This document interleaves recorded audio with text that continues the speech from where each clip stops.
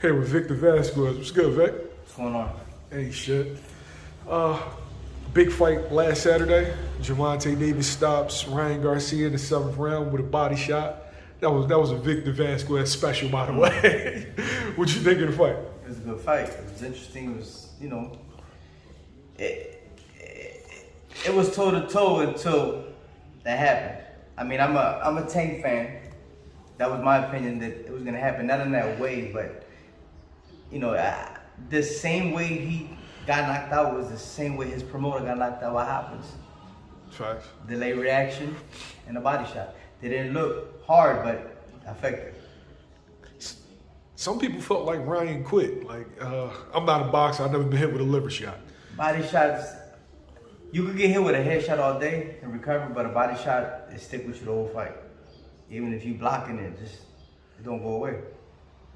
It just takes a different individual to take a body shot. Like, for example, Gotti, he got hit with some shit and just kept coming. Now, what did Ryan do wrong in the fight technically that caused him to get knocked down in the 2nd round and caught with the body shot? He fought Tank's fight. He fights a little man's fight when you're not a little man. In my opinion, you should just fight his fight, a tall, a boxer's fight, not a brawler. You're not a brawler. But there's a lot of tension, a lot to prove. That's probably why he did that. Do you think he was ready for this fight? Like, do you think they should have waited a year or two? No, I think he was ready. He just didn't have the right game plan. Because at this stage in his career, you got to be ready. Can he rebound from his loss? He can rebound for his loss. I mean, he just got to fight a couple fighters that Tank fought and then right back in there, because you still have Haney, you still have Shakur that doesn't have what Tank have, and he has a good possibility of beating one of those on a boxing aspect. Who do you want to see Tank face next? I think Tank should, I would like to see Tank fight Haney and then go after Lomachenko. I mean, he could fight Shakur Stevens if he got something to prove, but after that, he wants to retire. That should be his little bracket. If Josh Taylor beats, Tio beats Josh Taylor, do you want to see Tio versus Tank? That's a good fight. That's a good fight. Because they both have both similarities. Not the same, but both similarities. They're puncher boxers. So that'll be an interesting fight. Okay. Right now, looking at the lightweight division, who do you have? Devin's the undisputed champ. Shakur just came up. Tank's the cash cow. Lomachenko was like the old vet. Who do you feel like is the best fighter at 135?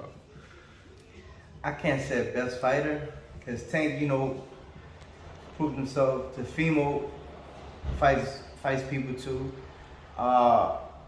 Lomachenko, he has great footwork and he fights whoever too. I don't have nothing to say about Haney or Shakur because I'm not a fan of either one. A safe fighter is a boring fighter, but that's just upon the person who's into that. I'm more of a boxer puncher. You stay right there, you go get out the way. For example, Mayweather, he doesn't run. He gets out the way. That's why he was great. That's why Cotto and Pacquiao was great. I mean, some of them like defense, but they have some defense to get out the way.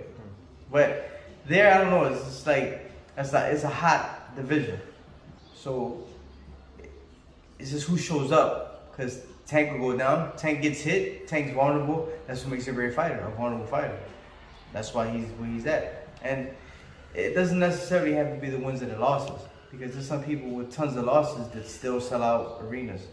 Cotto, Salido, Baldomir had tons of losses but sell out arenas because they're interesting fighters that people want to see and action-packed. Okay. Thanks, Vic. I appreciate you.